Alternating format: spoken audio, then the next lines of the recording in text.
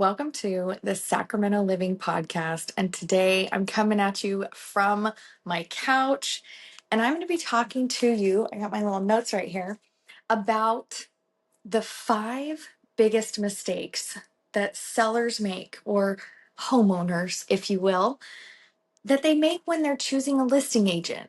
When you're out there interviewing or not interviewing your next agent to list your home, what are the 5 biggest mistakes that you can make? That's what we're going to be talking about here. And I'm going to do you a solid. So I'm going to read you the 5 mistakes that you can make. And if you get it, you get it. You can dip out of the video. You can get out of this podcast and move on with your life. And then, call me when you're ready to list your home. And if you need more explanation, if you don't get it from just the first sentence that I give you when I go through the list, then you can stay tuned, because I'm going to go through each item and explain to you what I really mean by this and why I think it's a big mistake. All right, so let's get into it. So the list is 5 mistake homeowners make when they're choosing a listing agent to list their home for sale. Number 1 is picking the agent that gives you the highest price. That's number 1. No explanation. Biggest mistake. Number 2 biggest mistake is just picking a family friend, like someone that you know. Maybe it's your friend, maybe it's someone that you know from work. Just picking someone because you know them. Okay, that's your number 2 mistake. Number 3 is picking the neighborhood expert, like the person that sells all the homes in your neighborhood, or the person that is advertised as the neighborhood expert, that person. Okay. And then number 4, picking the cheapest agent. Picking the cheapest agent is going to be number 4 for me. And remember, if you want to know more about what I mean by these, stay tuned, because I'm going to explain each one. And then number 5 is picking the agent that sells the most amount of homes. Like they sell all the homes in the area. That's also a big mistake. Okay, so now I'm going to talk about what I mean. Like, why are these the biggest mistakes? And then for those of you that stick around to the end, I'm going to tell you what I got here. 1, 2, 3, 4, 5. I've got 5 extra. 5, not 5. It's 5 extra of what you should be picking, right? So what not to do, and then what to do. First, we're going to dive in a little bit deeper into what not to do. So now I'm going to go through each one and talk about, on a deeper level, why I think these are huge mistakes. Okay, let's go backwards. Let's start with number 5. All right, picking an agent that sells the most amount of homes. I can see why this would be something that certain people would find very appealing, right? Because they do the most amount of business, obviously. What's not so obvious is that they are very, very busy. And when they sell at a very high rate, I'm talking hundreds of homes a year, you're not always getting the one-on-one service that you might be looking for. So if you're okay with not necessarily working with that person, so they might be the face of the company, the agent is the face of the company, and then you're going to be working with their team. So if you're okay with that, then they're great, but you're going to be working with a team. You're not going to be working with them specifically. Or there's other options for you, and we're going to talk about that. So it's not just about selling the most amount of homes, but if that's important to you, then you just need to know that you're going to be working with a team. I think it's a mistake to just pick that off the bat. I think you should interview multiple agents and find out who would you work best with. Also, if you're going to pick someone that sells the most amount of homes, then you probably want to meet with their team too, because just because you like them doesn't mean that you're going to like the people that work on their team. Does that make sense? Yeah, I hope so. Okay, number 4. And this one is a huge, huge mistake. So please don't make this one, but picking the cheapest agent. So in the real estate industry, there are variations in compensation structures. There are agents that will put your home on the MLS for a flat fee. You just pay them a certain amount, dollars, and they'll put it on the MLS for you. They'll get pictures taken, certain things like that. And then you've got agents that do concierge services that charge upwards of 7% to list a property because they're going to be remodeling the home and getting the house basically a return on investment. So you have that. So you can see that there's a huge dichotomy between the two. And there's everything in between because commissions are all negotiable and everything is negotiated. So what I would say is that you get what you pay for. However, if you don't interview agents deeper than just what do you charge, then you don't really know what you're getting. So I think it's very important to keep that question in mind. Yes, you want to know what you're going to be paying, and you can ask any agent that and they will tell you. But don't you want to look at the services a little bit deeper than just what's the cost? I like to look at the benefits and the cost. And if the benefits outweigh the cost, then I feel like I'm getting a good deal regardless of the cost. And when you're choosing your real estate agent to sell arguably one of the largest assets you have in your portfolio, potentially. Most people's home is one of the largest assets they have in their portfolio. You don't want to go cheap, right? You don't want to cheap out on selling your biggest investment. So yeah, I think there are other options for you, but just know that you should be going deeper into understanding what you're getting for what you're paying. And then you might find out that you're willing to pay more because of the benefits involved.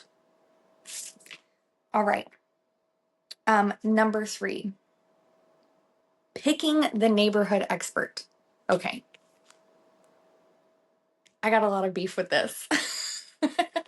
um, it used to be where a real estate agent that knew everything about the neighborhood was really valuable because we didn't have access to neighborhood information. There was no internet at one point in time. So real estate agents were kind of like the know-all of the neighborhood, what houses were what and things like that. Demographics, all kinds of stuff. Um, Pricing, all of that information, even available properties, was gate kept by real estate agents. So a real estate agent needed to be a neighborhood expert. But with the invention of the internet and how easily this information, local information, is at our fingertips, I think being a local expert is not necessarily the most important factor when deciding on a listing agent. In fact, I think there are other things that you should be thinking about, which I will go over in my next portion of this video. I think location really matters when you're buying a house. Like I would want a real estate agent to understand the neighborhood that I'm buying in, right? Because then that's where you're going to be staying. But if you're selling a home, you're moving out. Why would you need a local expert to sell your home? Just something to think about. I think that when buying a home, it's good to pick somebody who has lived in the area for a long time. I've lived in Sacramento most of my life, so I know the area really well. But if you're looking for someone to sell your home and your home is in Elmhurst, getting the agent that sells all the homes in Elmhurst is not necessarily the most important factor. Stick around in this video because I will tell you what I think the most important factors are in picking your next real estate agent to list your home. But I don't think being a neighborhood expert is one of them. Okay. Number two, and this probably would ruffle some feathers with other agents. And it would probably ruffle some, it even like makes me a little, um, it's hard to say this because I work with a lot of my friends and family, but I don't think that they should just pick me because I'm their friend and their family. I think that one of the biggest mistakes that people make is just picking someone that they know to sell one of their largest assets. And I understand the appeal because I work with my friends and my family. In fact, most of my business up until this point, 12 years into my career, has been with my friends and family. So I understand that people go to those who they know and those who they trust. And I think that's really, really important. And there's other factors here. Again, there's other factors here. It's not just about going with someone because you've known them for a very long time. What do they know about selling houses? What do they know about selling houses? How many times have they done it? How often are they successful? Is this really their passion? Is this their career? Or is this a hobby that they do on the side of something else? Are they what we call a dual career agent? There's so many factors here. That doesn't mean that a dual career agent can't be amazing. It doesn't mean that your neighbor's cousin's sister isn't the best real estate agent ever and you can't go with them. It doesn't mean that, your cousin that just got their license isn't the best agent. Even brand new agents can be amazing agents if they have mentorship and they have a great broker and someone backing them up. So I don't think there's anything wrong with them being family. I just think if that's the only factor that you're basing your decision on, it's a huge mistake. Because again, this is your largest asset. You want to make sure that you're getting the most amount of money for the property, and not just that you're keeping the most amount of money in your pocket. So if you're just going with, cousin Johnny because you guys have a great relationship, I would think twice about that because business, and I have learned this the hard way, business, business can damage relationships. So, you know, something to consider. But still, I love all my friends and family for choosing me. And when I work with my friends and family, I feel like I really have to show up like a professional. Like I have to prove myself. I have to prove that they made the right choice with me, not just because they wanted to use me because they care about me and want to support me, but also because I'm the best person for the job. All right, number one, worst mistake that you can make.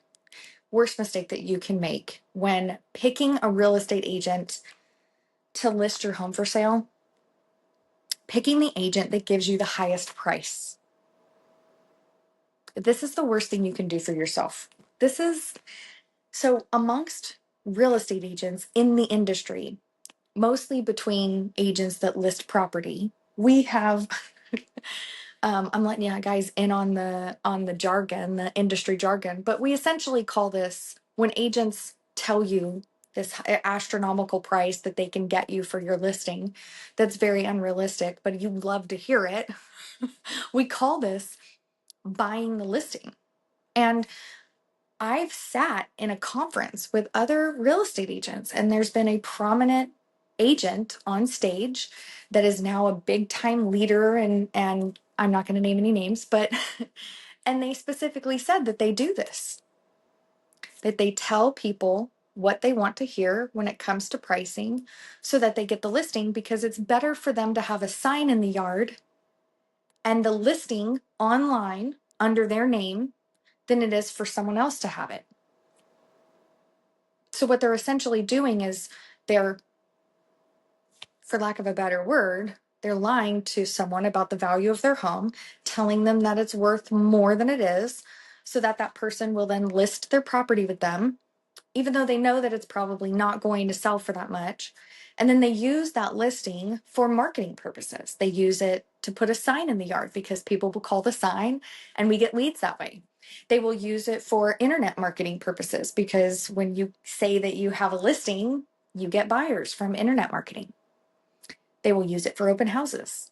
They will use it. and they will buy that listing. And then once it doesn't sell, it will either expire, what's called a listing expiring, or it will come off market and the seller will be inundated with other real estate agents calling them, or the listing agent that bought the listing will tell the seller, we need to drop the price, and then they'll drop the price until they actually sell the home. Excuse me. So picking the agent that tells you the highest price, in my opinion, is the biggest mistake, because, well, I'm just going to be real with you. You're kind of playing to your ego, right? And the agent that tells you the highest price is, unless they're upfront talking to you about price reductions, is most likely using the tactic that I just talked to you about. And I've lost listings before because I told the truth and someone else told them what they wanted to hear. And they wound up selling the house for the amount that I told them. I've seen it time and time and time again. So, I'm not going to lie. In times of my career, I thought, man, is this what I got to do? Is this what a girl's got to do to get a paycheck around here? Is, tell sellers what they want to, or homeowners what they want to hear about the value of their home, just so I can get a shot at it. But I will tell you this, and I don't do that. The choice eventually came to it. It's not in integrity, and I like to work in integrity at all times. And so for me, I don't do that. And I'm happy to be the second agent. In fact, that's another thing within our industry that we say sometimes it's better to be the second agent. And that means that first agent that told you what you wanted to hear and told you that your house was worth the highest price, higher than everybody else, when the house doesn't sell, your home's going to essentially, the listing is going to expire eventually. And if it doesn't sell, then that's where I come in. I actually help a lot of people that were once working with agents before that weren't able to sell the property, or help them get to a price that made sense for them to sell the property. And then I can come in and I help. And sometimes it's easier because the homeowner's already been through this process. They have some experience under their belt.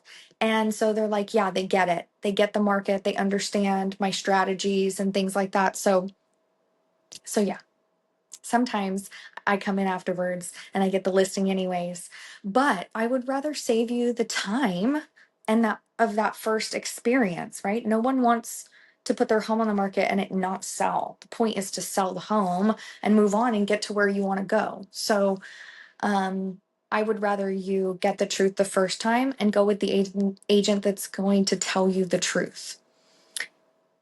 I'll give you this one tidbit before I go into the rest of the video. You can't underprice a property.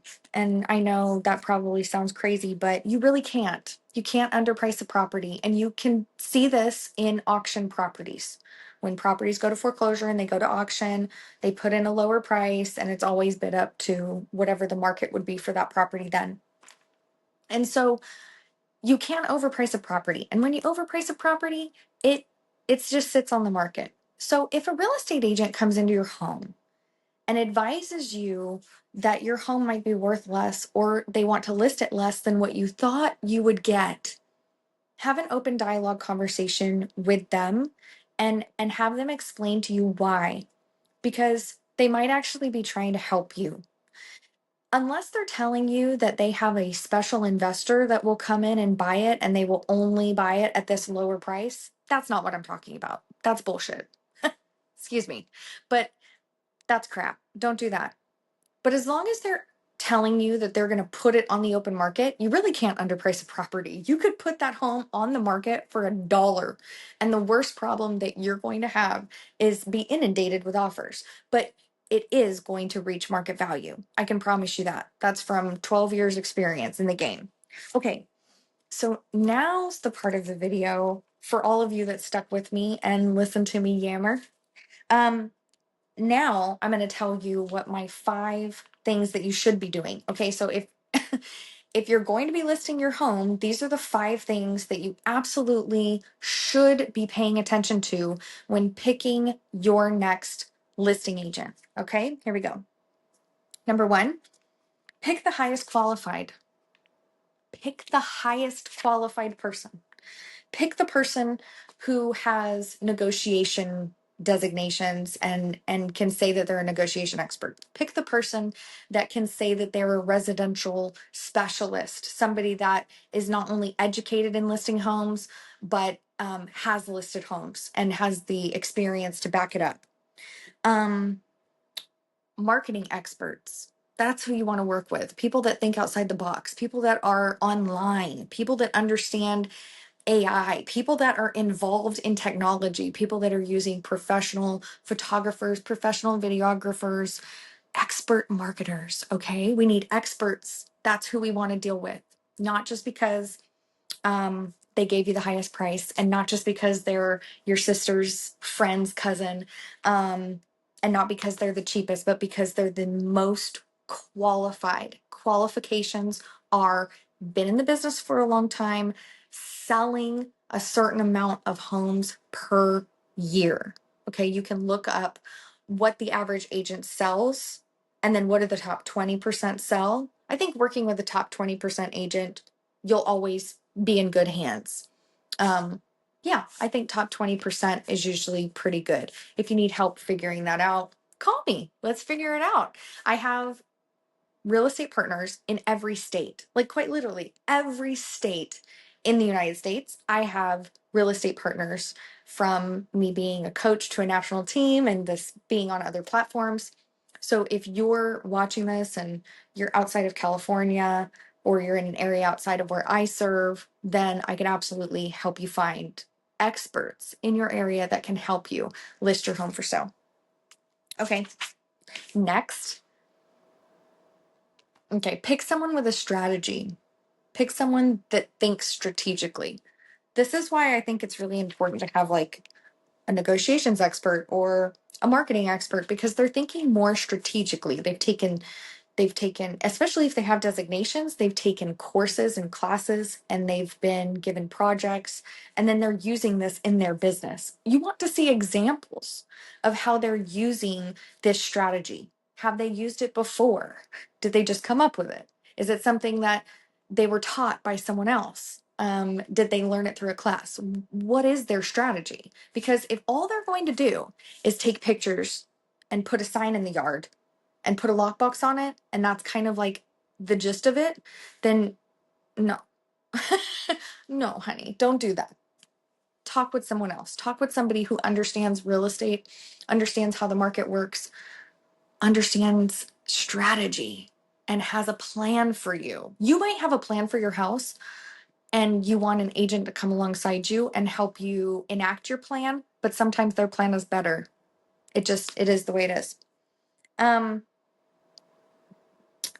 Pick someone with different pricing structures. So I talked about not picking the cheapest person. Pick someone that has pricing structures. I have different pricing structures, right? Depending upon how much you want to pay, I provide different services for that. That's right. So we have different options for you depending upon what you would like to pay. What is your budget? Some people want to have extra service. They want concierge services. They need some work done to the property. We can provide that. And then some people just want bare minimum services and they don't want all the bells and the whistles. We could talk about that too. There are options that we can discuss with you. And so I think it's important to not just go with the cheapest person you find, but go with the person that has options for you that you get to choose from, something that would be the best fit. Okay, back to my pricing conversation, but also back to basically the rest of my don'ts. Pick the person who tells the truth. Sometimes real estate conversations can be difficult. Um, what can I say? People's home is really private to them. Even people's investment properties, they have a sense of connection to them in their own worth. Just think about your own net worth. Think about your own finances and your own home and any rental properties that you might have. You do feel connected to those. and you have an idea of what you would want. You've built up this idea of how much it would sell for and how much money you would get and what you would do with that money. And you build this whole fantasy up in your head. I know you do because we all do. That's human nature. So when I come into a house and I sit down with clients and we have real estate conversations, I haven't built up that fantasy in my head. I'm looking at the numbers and I'm looking at the facts and I'm looking at all of the real estate market and my experience, and that doesn't always fit in with your fantasy. So a lot of times the conversations can be hard, just hard for clients to stomach, and sometimes it's hard for them to understand. But I will always be honest with you. And I think you should choose the agent that is always honest with you. A lot of times I tell people not to sell their home. That's probably counterintuitive to what I should be doing. But again, I don't buy listings. I work with integrity and I tell people the truth. If you can keep your property, you should keep it. Don't sell real estate. That's crazy. The best thing you should do when you buy real estate is to keep it forever. Keep it and turn it into a rental, make money off of it. So I talk clients into keeping things a lot and to building portfolios and stuff like that, because that's the honest truth. That's the way that's what most financial experts would tell them. So I should absolutely be telling them that too. 9 times out of 10, people do not want to become a landlord, and that was not part of their fantasy. So we wind up listing the property for sale, and I'm happy to help with that as well. In fact, I'm the expert, right? I'm an expert at selling properties for you. But really, I tell the truth and I try to be, that's my expertise, is telling the truth and having those hard conversations, and still, you still like me afterwards. So get with someone who tells you the truth. Okay, and then my very last one, this also goes back to the pricing, and it also goes back to the cheapest. Don't go with the cheapest agent. Pick the person who fights for their commission, or their compensation, as we like to call it now. All right, that's my last one. You're asking someone to represent your largest asset. Okay? In an open market situation where other people are going to be negotiating to buy your asset at a lower cost. Okay? So you want the highest amount and buyers want to get it at the cheapest amount. Your agent is representing your best interests as your fiduciary, aka your bottom line. They're representing your bottom line. If you ask your agent for a commission discount beyond what they've told you they charge, so in this scenario, an agent has told you they charge a certain amount for their services, they've demonstrated their value, and you want to get them at a discount. If they break and give you the discount, I would, I don't know if I would want them to sell my house. Think about it. They're not even protecting their own money. Now, if they tell you what they charge and you like that fee and you guys are happy with it and you move forward, that's great. That's the win. That's a win. But just think about this. If someone tells you what they charge and you attempt to negotiate them down and you get them down, how easy is it going to be for them to negotiate your money down? If they're willing to give up their own money, they're absolutely willing to give up your money. So I think that I would consider asking the question. Absolutely, because it's a test, right? Ask the agent, would you consider a 0.5% discount? Just ask them for something. And if they give up right away, that tells you the kind of negotiator that they are. If they ask questions, then they might be an even better negotiator. And if they say no and they hold firm to their commission line or their compensation line, then you have an agent on your hands that understands their value. You have an agent that is most likely going to fight for your bottom line as well. And that, my friends, is priceless. So I hope that this was valuable for you. This video turned into a couple things. And for those of you that stuck around I feel like you got the little extra bonus at the end to tell you what you need to pay attention to. If you're in the greater Sacramento area and you're thinking about listing your home for sale, I would love the opportunity to interview for that position. I've talked to you a little bit about my do's and my don'ts here. I would love to talk to you about what sets me apart from everyone else in the industry and how I help you sell your home for more. This has been the Sacramento Living Podcast. Thank you for joining us.